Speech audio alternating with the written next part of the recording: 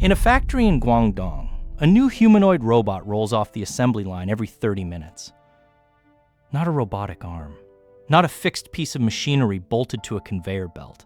A full humanoid robot, built to walk, grip, and eventually work alongside the very people it might one day replace. That factory alone is targeting 10,000 units a year. A separate facility in Beijing is aiming for the same number by the end of this year, and 500,000 by 2030. This isn't a prototype showcase anymore. It's an assembly line, building robots on an assembly line, at a pace that starts to look less like a tech demo and more like the early days of the automobile industry. And the country doing this fastest, by a wide margin, is China. So the real question isn't whether this technology exists. It's whether China's factories are about to prove something the rest of the world has only been theorizing about, that human factory labor has a genuine, near-term expiration date.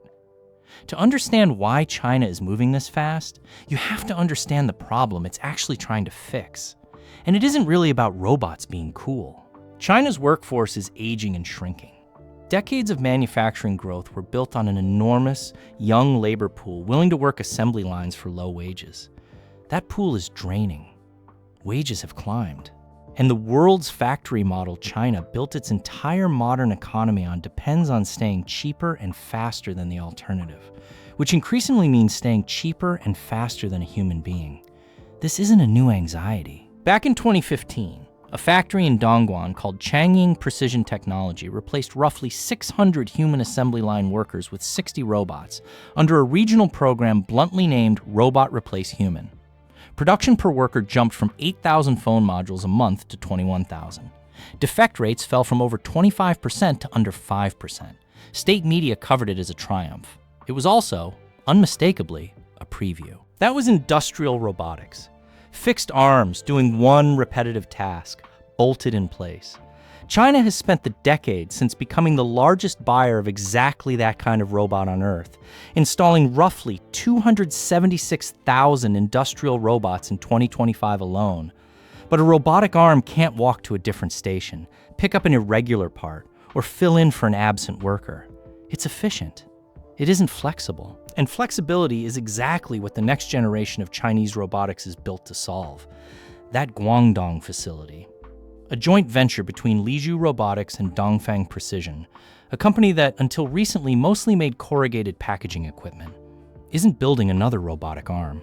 It's mass-producing full humanoid robots, running 24 precision assembly stages and 77 inspection checkpoints on a single line. This is what industrial-scale humanoid production actually looks like in practice, not in a pitch deck. And these robots aren't staying in the lab. UB Tech units are already working inside Zeekr's intelligent factory in China. Agibot's G2 has been live-streamed operating on an actual production line. Chinese humanoid manufacturers accounted for the overwhelming majority of all humanoid robot deliveries worldwide last year, far outpacing American names like Tesla and Figure AI. And the buyers lining up aren't small players.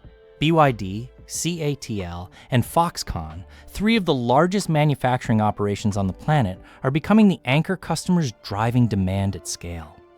Here's the part that makes this different from every previous wave of automation hype. China isn't building this from scratch. It's repurposing the exact supply chain that made it the world's largest car manufacturer.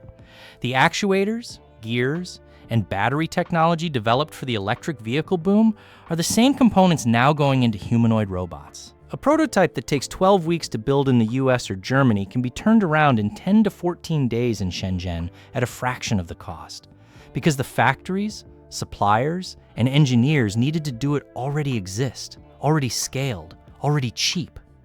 This is the actual point of this story, and it's worth sitting with. China isn't winning the humanoid robotics race because it has smarter robots. In most cases, the underlying AI is roughly comparable to, sometimes behind, American and European competitors.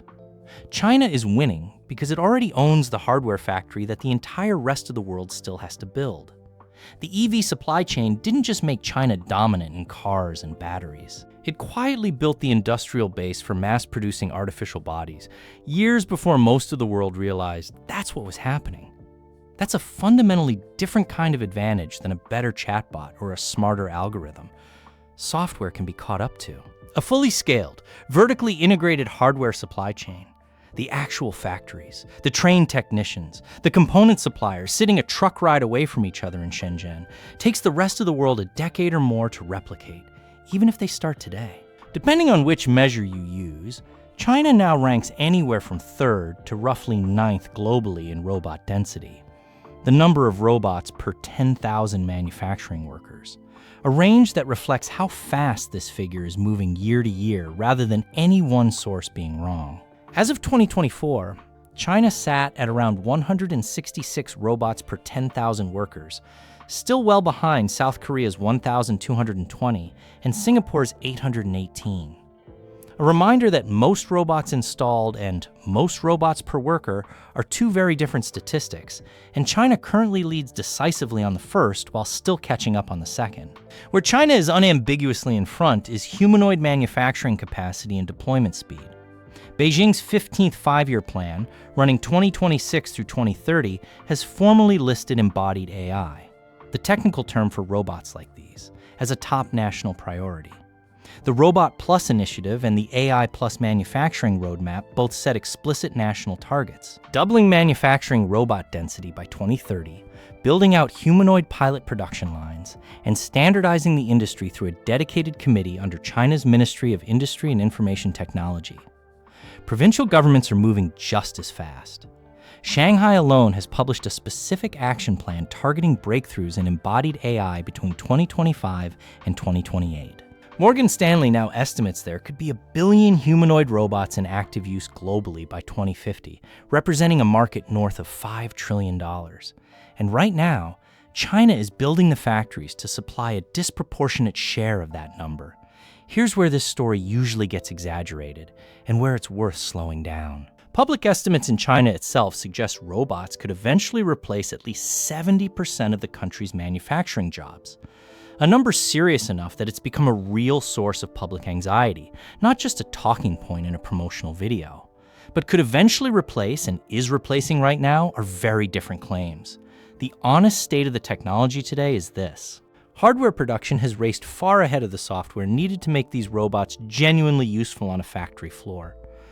A facility can now produce thousands of humanoid robots a year, but teaching each one to reliably handle the unpredictable, physical mess of a real production line is still the harder, unsolved half of the problem. Recent reporting on China's humanoid rental market has found exactly this gap in practice.